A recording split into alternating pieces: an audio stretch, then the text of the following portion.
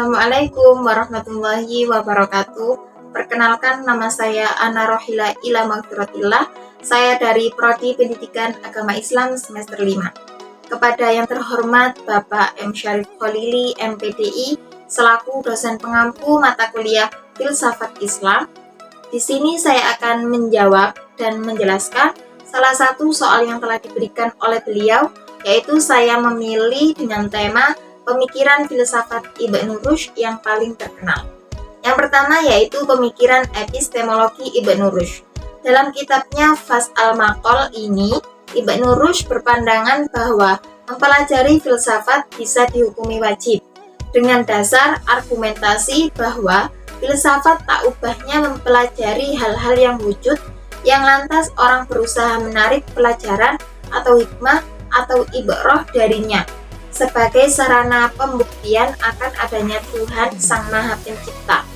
Semakin sempurna pengetahuan seseorang tentang maujud atau tentang ciptaan Tuhan, maka semakin sempurnalah ia bisa mendekati pengetahuannya tentang adanya Tuhan.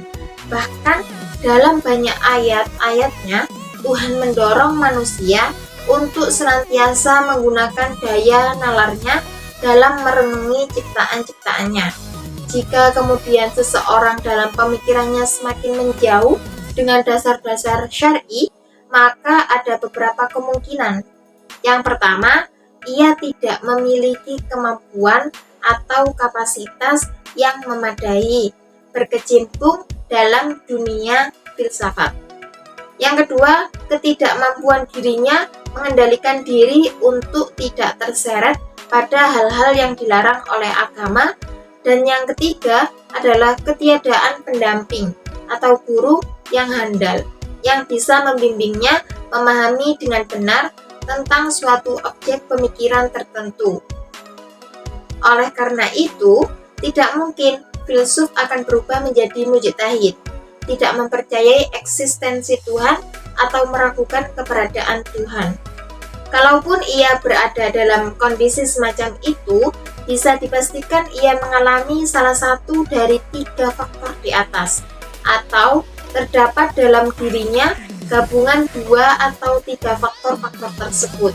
Sebab kemampuan manusia dalam menerima kebenaran dan bertindak dalam mencari pengetahuan berbeda-beda. Ibnu Rushd berpendapat ada 3 macam cara manusia dalam memperoleh pengetahuan, yakni yang pertama yaitu lewat metode al-khotobiyah atau retorika, yang kedua lewat metode al-jadaliyah atau dialektika, yang ketiga lewat metode al-burhaniyah atau demonstratif. Selanjutnya metafisika.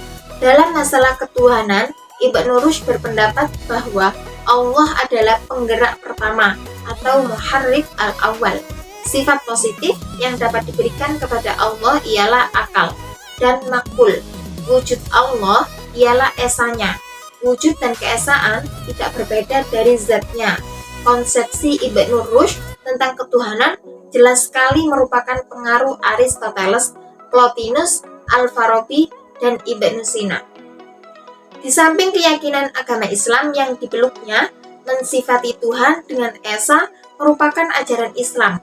Tetapi menamakan Tuhan sebagai penggerak pertama tidak pernah dijumpai dalam pemahaman Islam sebelumnya.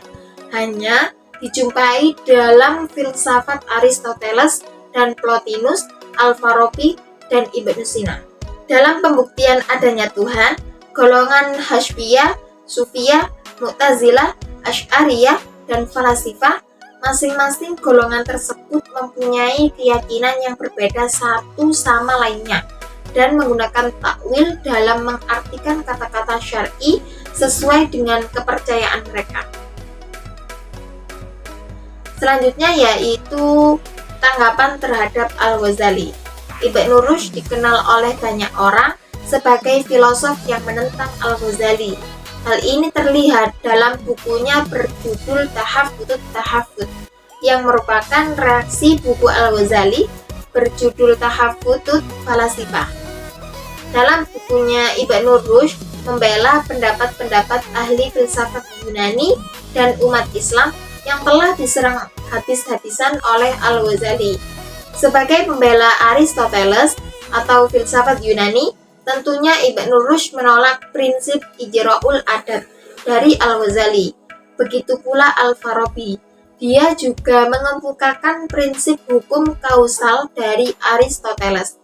Perdebatan panjang antara Al-Ghazali dan Ibnu Rushd kiranya tidak akan pernah usai, karena keduanya memiliki pengikut setia dalam mempertahankan pendapat-pendapat dari kedua pemikir Islam tersebut.